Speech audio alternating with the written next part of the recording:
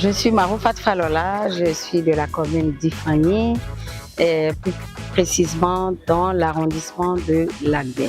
Je suis la deuxième adjointe au maire de la commune d'Ifani et aussi présidente d'ONG.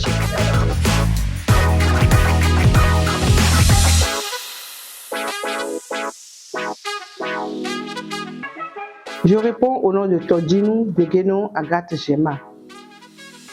Je suis enseignante de droit. J'enseigne le droit à l'université et au secondaire. Je suis aussi esthéticienne, cosméticienne.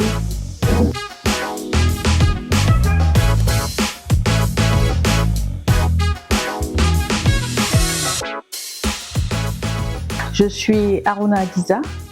Je suis une femme engagée dans le leadership féminin et l'engagement des jeunes en politique depuis 15 ans.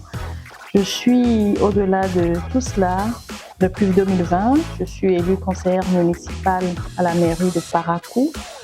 Je suis également une femme qui entreprend, notamment dans l'économie sociale. Je suis également passionnée de la restauration, donc je suis dans le service traiteur de temps à autre, et aussi présidente du mouvement Ensemble pour une nouvelle ère que je dirige depuis bientôt 8 ans.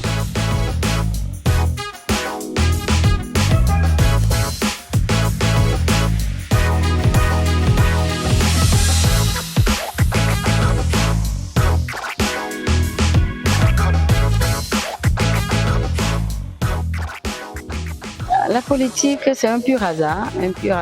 Un jeune homme dans mon quartier d'alors qui m'a repéré suite à une revendication dans le quartier, et il a vu comment j'ai géré la situation avec les autochtones du quartier, et il est passé me voir pour me dire: Madame, nous cherchons des femmes comme ça qui puissent parler, qui puissent demander des choses pour militer dans un parti. J'ai dit: ah bon, non, moi je ne suis pas politicienne.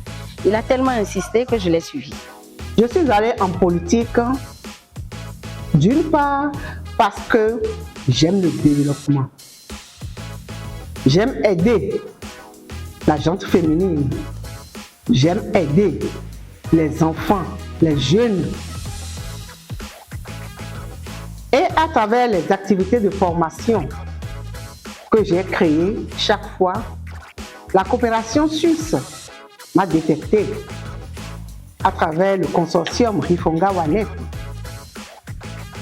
Ce qui a fait que j'ai été formée pour devenir leader politique.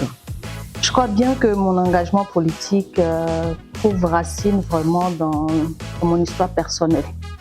Vous serez d'accord avec moi quand je vais dire que les politiques d'un pays ou les politiques en général influencent fortement la vie d'une femme.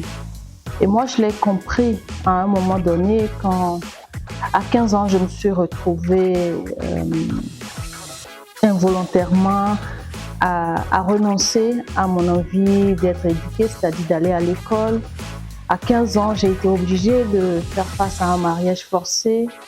Et donc, à ces moments-là, j'ai senti mes droits bafoués, j'ai senti que je ne me sens plus protégée. Et à partir de là, je me suis dit, mais il doit pouvoir avoir quelque chose à faire pour la femme.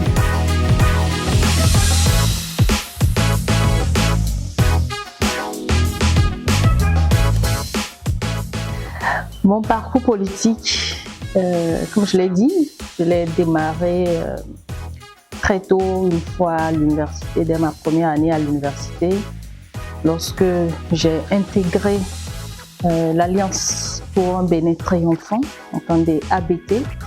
J'ai pu vraiment prendre des postes de responsabilité au sein de l'Alliance ABT. En 2009, déjà 2010-2011, j'ai été chargée de mobilisation des femmes dans les zones rurales. Ensuite, je m'intéressais vraiment à la jeunesse, et là, j'ai intégré, on appelait ça la JABT, c'est l'organisation des jeunes ABT où j'ai été la vice-présidente. À l'Alliance ABT également, j'ai pu avoir le poste de chargé de communication du candidat Biotchané. C'était dans la zone nord, toute la zone nord, vraiment Borgo, notamment Borgo, la 8e circonscription. Entre-temps, en 2015, j'ai été également candidate aux élections communales, où j'ai été même tête de liste de l'Alliance ABT au 3e arrondissement à Parakou. Aujourd'hui, je suis membre du Bloc républicain. Là également, je continue de prendre des postes de responsabilité. Je suis rapporteur communal au niveau du Bloc républicain pour le compte de la commune de Parakou. C'est quelqu'un qui est en politique par conviction.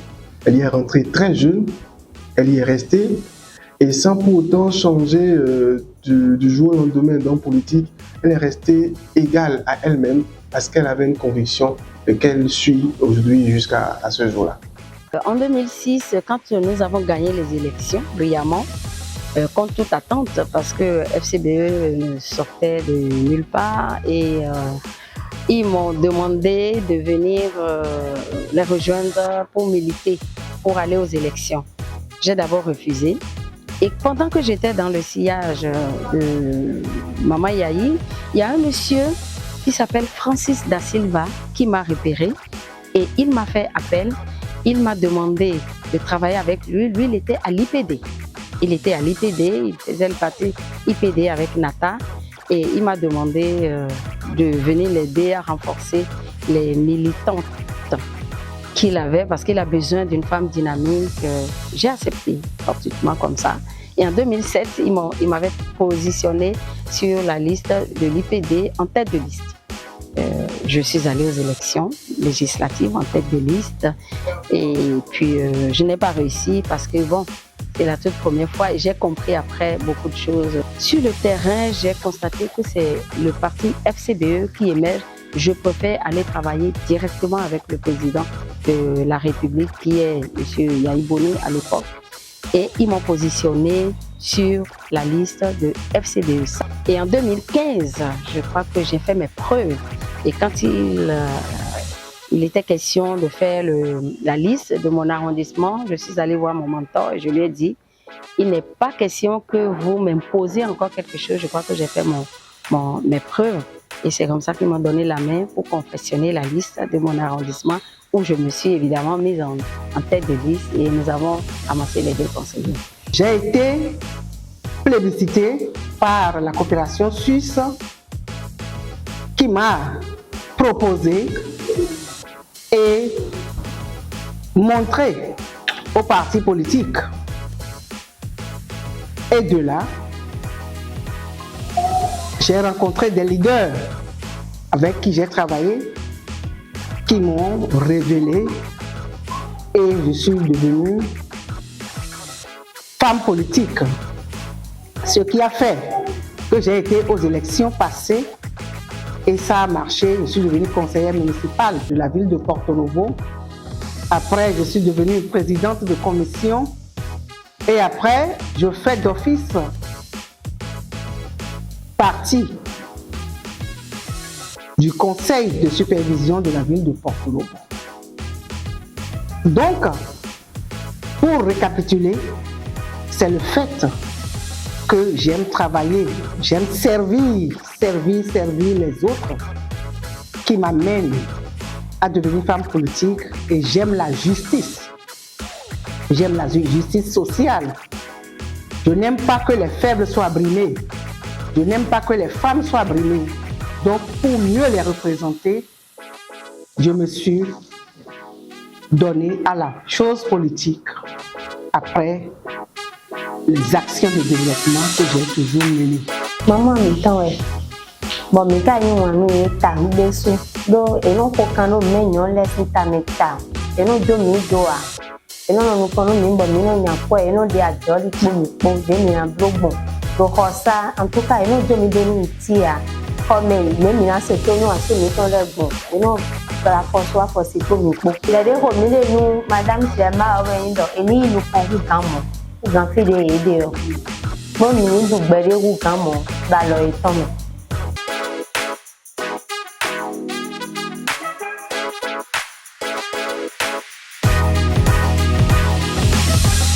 Je suis deuxième adjointe au maire aujourd'hui. Je crois que là, ça va, tout va bien. Mais avant d'en arriver là, chemin faisant, j'ai dû abandonner mes mentors d'alors. Et ça a fait un tollé et ils n'ont pas apprécié mon début. J'ai été suppléante. On m'a mis suppléante d'un candidat, que je vais taire le nom, qui était tête de liste dans Ifeanyi. J'étais candidate suppléante, mais il avait des comportements qui ne me convenaient pas. Et quand il parlait, je disais non, moi je ne veux pas ça. Et son entourage me disait non, le boss, on ne lui parle pas comme ça. Je dis mais moi, je ne suis pas à l'aise dans ce qu'il me propose, il n'est pas question. Donc quand j'ai commencé par parler comme ça, il a vu en moi une femme rebelle. Et à quelques jours des élections, il avait la main, ce n'est plus comme aujourd'hui où tout est, il y a les réformes et chaque chose est à sa place. Il est allé enlever mon nom de suppléante et il a positionné un autre homme. Et je l'ai su un peu tard, mais c'était un peu trop tard, j'avais déjà fait campagne, je suis allée partout. Quand bien même j'ai appris qu'il a enlevé mon nom de la liste, j'ai travaillé. Parce que si je ne travaillais pas et que je baissais les bras, je crois que ça va me créer des désagréments. Je dis, bon, moi, je travaille pour maintenir ma base. Et c'est comme ça que j'ai travaillé. C'est là vraiment l'un des goulots d'étranglement dans ce que nous appelons l'engagement politique des femmes. Le manque de moyens, le manque de financement. Parce que le manque de financement freine vraiment les femmes dans leur engagement. Vous savez, même si nous ne voulons pas, ce n'est pas de l'achat de conscience, non. Mais quand vous avez envie de réunir les gens, non, vous voulez leur donner le déplacement. Parce que oui, je suis politique, mais même si je ne suis pas politique, lorsque des personnes acceptent de venir vers vous, vous avez envie de mobiliser du matériel pour faire vos activités. Vous avez besoin surtout de la communication. Parce que c'est aussi ça.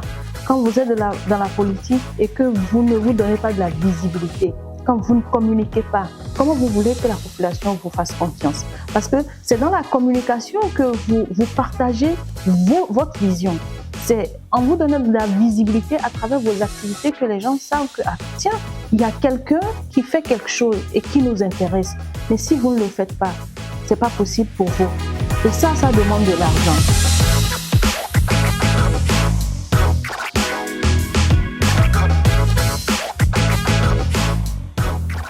Mon premier modèle, c'est le président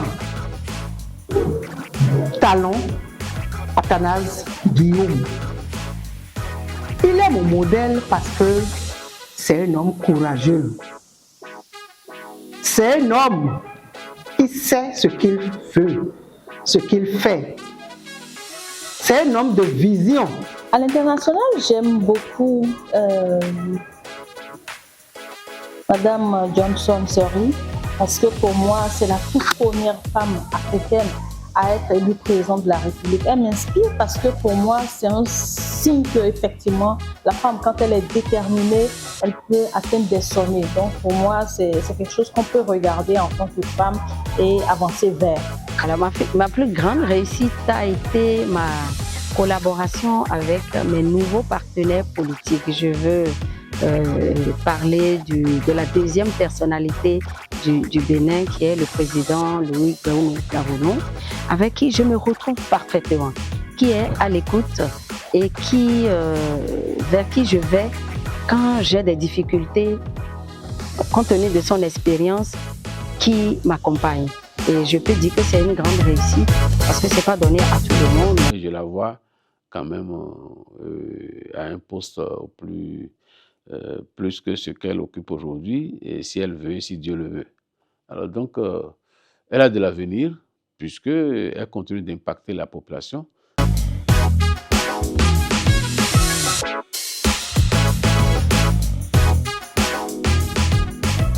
Toujours en politique, je n'ai pas fini avec la politique. J'ai déjà dit à quelqu'un qui est venu m'interviewer un jour, je dis, je vais faire la politique pendant longtemps, rester au poste électif pendant un moment, savoir poser la valise et puis aller m'asseoir. Je vais être à l'image du grand Fagbohou, qui est assis à Diawere, qui est un mentor jusqu'à aujourd'hui. Il n'est plus candidat en rien, mais il est là. On doit le voir. Je veux en arriver là.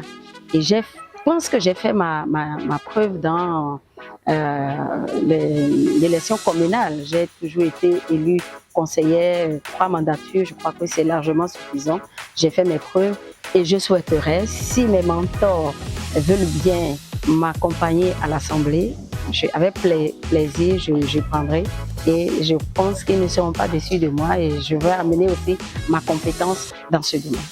Au sommet de mon parcours politique, pour ne pas vous mentir, je veux de façon générale que la femme soit avant-gardiste, la femme soit révélée en participant aux activités politiques. Les femmes soient nommées et élues, nommées à des postes de direction, élues en tant qu'élues locales, en tant que députées à l'Assemblée et aussi en tant que ministre. Nous sommes déjà à la porte de 2026 et vraiment à court terme, mon plus grand souhait est de gagner la confiance de mon parti dans un premier temps et aussi pouvoir renouveler la confiance que me porte la population de Parakou.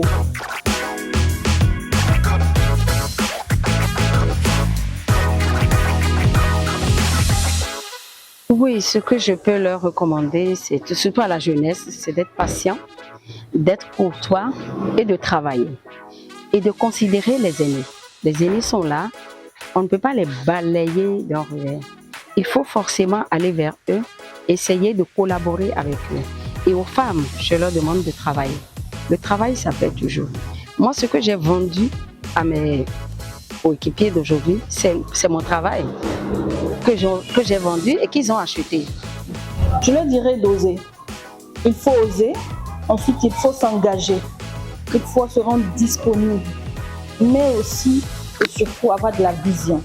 Quand on n'a pas une vision, on ne peut pas avancer. Moi, je pense que c'est la chose essentielle qui me permet d'avancer depuis des années, depuis que j'ai appris à transformer mes douleurs, mes difficultés en réussite. C'est la vision, savoir où je veux aller et donc apprendre à poser les pas pour aller vers cet objectif-là.